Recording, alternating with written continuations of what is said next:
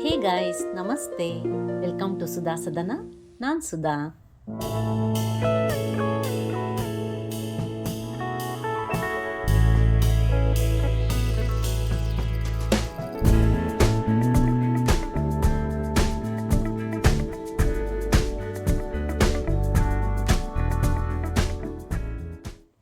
Carmel by the Sea, ಸುಂದರವಾದ ಪುಟ್ಟ ಪಟ್ಟಣವನ್ನು ಸುತ್ತಾಡಿದ್ದಾಯಿತು. ಇನ್ನು ಬೀಚ್ ಕಡೆ ನಮ್ಮ ಪ್ರಯಾಣ.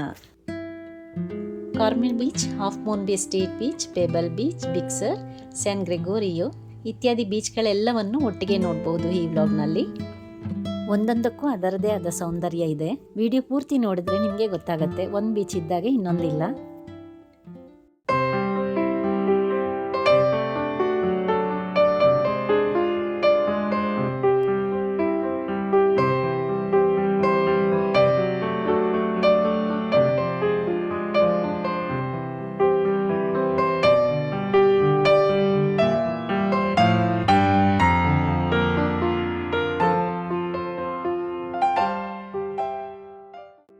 California Sea Otter Game ರಿಫ್ಯೂಜ್.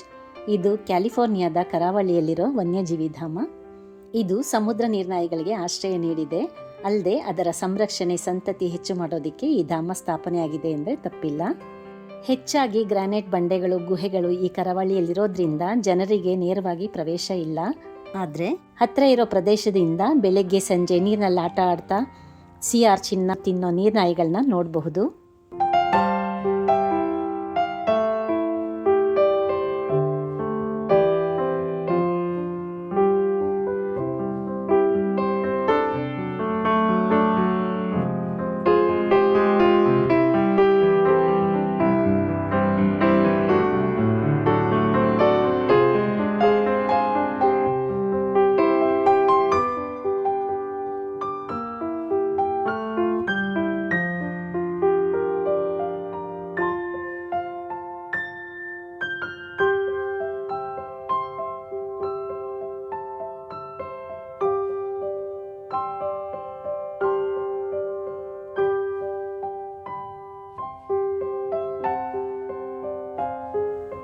Carmel beach. ಈ ಕಡಲ ತೀರದಲ್ಲಿ ಮೃದುವಾದ ಬಿಳಿ ಮರಳು ನೋಡಬಹುದು. ಪ್ರಕೃತಿ ಪ್ರಿಯರಿಗೆ ಪೆಸಿಫಿಕ್ ಮಹಾಸಾಗರದ ಸೂರ್ಯಾಸ್ತ ನೋಡೋದಕ್ಕೆ, ಅಲ್ಲಿ ವಿಶ್ರಾಂತಿ ಪಡೆಯೋದಕ್ಕೆ ಒಂದು ಸುಂದರ ತಾಣ. ಸಂಜೆ ಅಥವಾ ರಾತ್ರಿ ಬೆಂಕಿ ಹಾಕ್ಕೊಂಡು ಕುಳಿತುಕೊಳ್ಬೋದು. ಜೊತೆಗೆ ತಮ್ಮ ನಾಯಿಗಳನ್ನ ಯಾವುದೇ ನಿರ್ಬಂಧ ಇಲ್ಲದೆ ಆಡೋದಕ್ಕೆ ಬಿಡಬಹುದು. ಡಾಗ್ಸ್ ಫ್ರೆಂಡ್ಲಿ ಬೀಚ್ ಇದು. ಈ ಬೀಚ್ ಪ್ರಕೃತಿ ಸೌಂದರ್ಯಕ್ಕೆ ಹಾಗೂ ಕಾಲ್ನಡಿಗೆಗೆ ಸೂಕ್ತ. ಈಜೋದು ಅಪಾಯಕಾರಿ ಅಂತಾರೆ.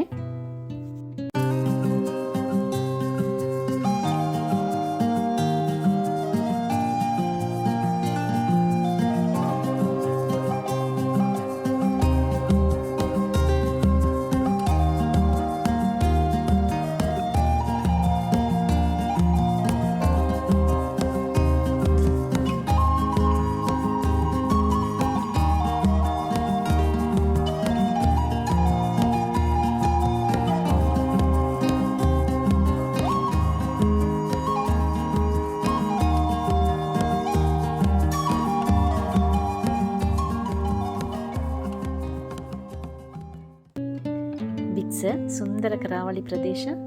ಕರಾವಳಿ ಉದ್ದಕ್ಕೂ ಸಾಗೋ ಹೈವೇ 1 ರಸ್ತೆ. ಇಲ್ಲಿ ವರ್ಷಪೂರ್ತಿ ತಂಪಾದ ಮಂಜಿನ ವಾತಾವರಣ ಇರುತ್ತೆ.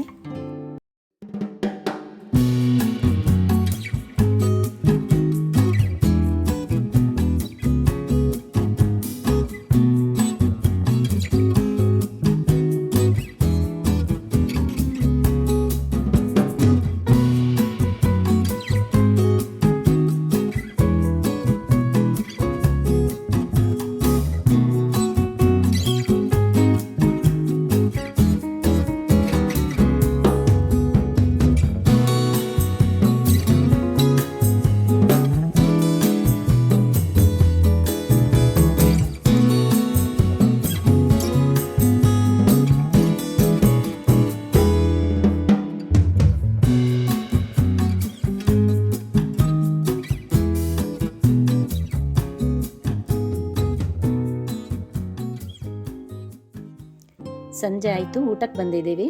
ಸೀ ಲೆವೆಲಿಂದ 800 ಫೀಟ್ ಮೇಲಿದೆ. ಎತ್ತರವಾದ ಬಂಡೆಯ ಮೇಲ್ಭಾಗದಲ್ಲಿರೋದ್ರಿಂದ ಸುತ್ತಮುತ್ತ ಪ್ರಕೃತಿ ಚೆನ್ನಾಗಿದೆ ನೋಡೋದಕ್ಕೆ. ಇದು ಬಿಕ್ಸರಲ್ಲಿ ಒಂದು ಫೇಮಸ್ ರೆಸ್ಟೋರೆಂಟ್ ಅಂತೆ. ರೆಸ್ಟೋರೆಂಟ್ ಹೆಸರೇನು ಗೊತ್ತಾ? ನೆಪೆಂತೆ.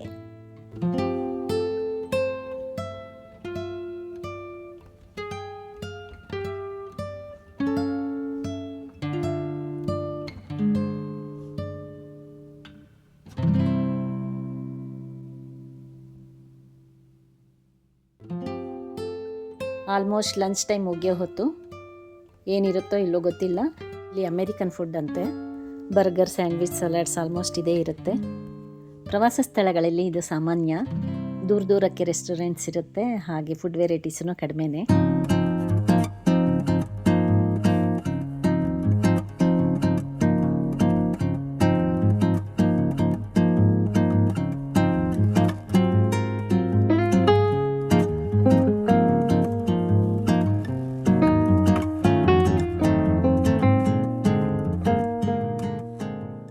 ನೆಕ್ಸ್ಟ್ ಡೇ ಈಗ ನಾವು ಸೌತ್ ಸ್ಯಾನ್ ಫ್ರಾನ್ಸಿಸ್ಕೋ ಡೌನ್ ಟೌನಲ್ಲಿದ್ದೀವಿ.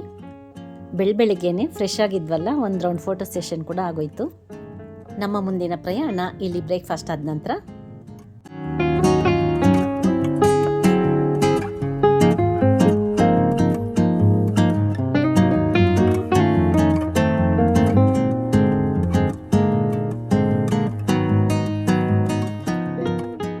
ಇದು ಹಾಫ್ ಮೂನ್ ಬೇ ಬೀಚ್.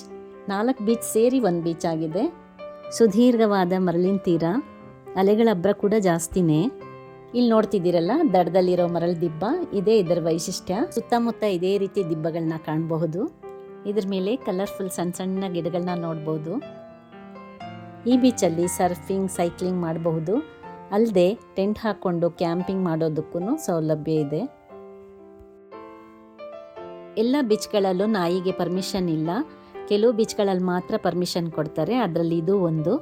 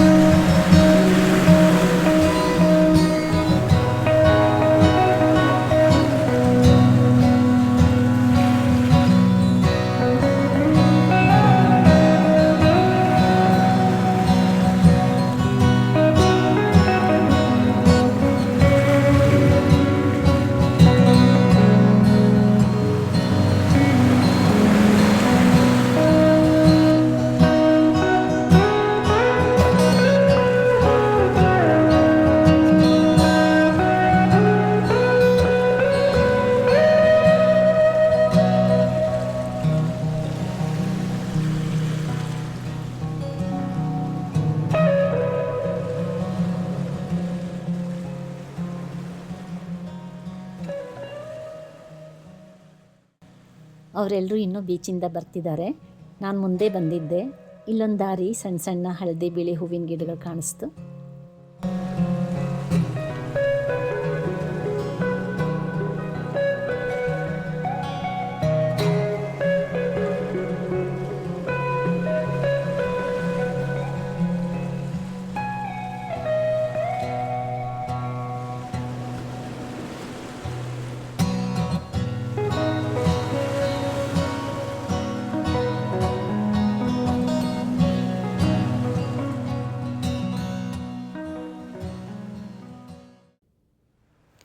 ಈ ದೃಶ್ಯ ನೋಡಿ, ಅದ್ಭುತ. ಆ ಅಲೆಗಳ ಲಾಸ್ಯ, ಸೊಬಗು ಹೇಳೋಕ್ಕೆ ಆಗಲ್ಲ.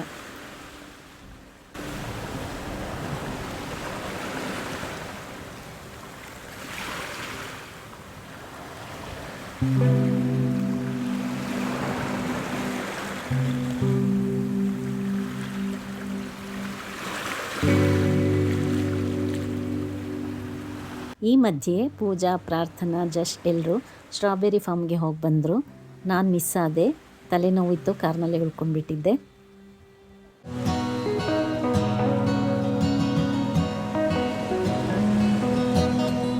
ಪೆಬ್ಬಲ್ ಬೀಚ್. ಇಲ್ಲಿ 17 ಮೈಲ್ ಡ್ರೈವ್ ಅನ್ನೋ ರಸ್ತೆ ಈ ಬೀಚ್ ಮೂಲಕ ಹಾದೋಗುತ್ತೆ. ಈ ದಾರಿಲಿ ಸಾಗುವಾಗ ಸುಂದರ ಅಲೆಗಳು, ಕಡಿದಾದ ಬಂಡೆ, ದಟ್ಟವಾದ ಕಾಡುಗಳನ್ನ ವೀಕ್ಷಿಸ್ಬೋದು. ಈ ಮರ ನೋಡಿ ಹೇಗೆ ಏಕಾಂಗಿಯಾಗಿ ನಿಂತಿದೆ ಅಲ್ವಾ? ಇದು ಲೋನ್ ಸೈಪ್ರಸ್ ಅಂತ 250 ವರ್ಷಕ್ಕೂ ಹೆಚ್ಚು ಹಳೆಯ ಮರ ಮತ್ತು ಈ ಬೀಚ್ನ ಲಾಂಛನ. ಇದು ಫೋಟೋ ಸ್ಪಾಟ್. ಬಂದವರು ಈ ಸ್ಥಳದಲ್ಲಿ ಫೋಟೋ ಇಲ್ಲದೆ ಹೋಗೋದೇ ಇಲ್ಲ.